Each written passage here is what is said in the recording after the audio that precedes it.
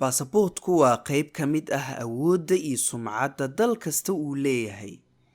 aad ayayna u kala awood badan yihiin baasabooradu, waxaana lagu qiimeeyaa hadba inta dal ee baasaboortkaasi lagu tegi karo dalku gal la'aan.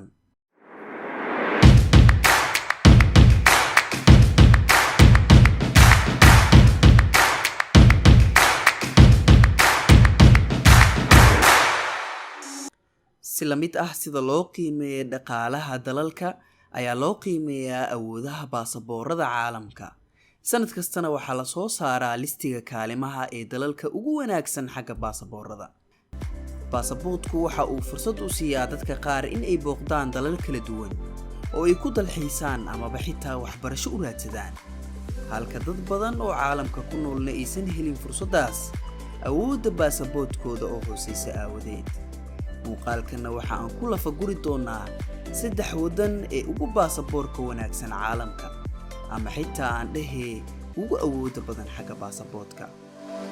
kaalinta 3aad, South Korea waa wadan dhaca qaaradda Aasiya. dadka dalkan ku noolna waxaa lagu qiyaasaa in ay yihiin 51 milyan oo qof. baasaboortka South Korea waxa uu fursad u helayaa in uu dalku gal la'aan ku booqan karo 189 wadan.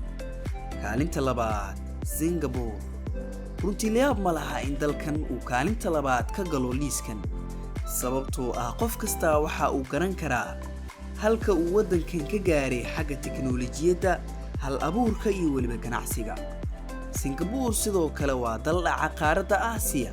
qofka baasaboortka dalkan wataana waxa uu tegi karaa dalku gal la'aan 192 wadan oo dunida daafaheeda ah. kaalinta 1aad ee baasaboortka ugu fiican adduunka waxaa ku jira Japan. waxaa lagu amaanaa in ay dunida kale 10 sano uga horeeyaan xagga tiknoolajiyadda iyo hal abuurka.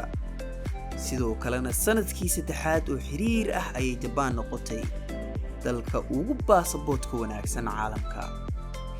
muwaadiniinta reer Japan waxa ay dalku gal la'aan ku tegi karaan 193 wadan oo caalamka ka mid ah.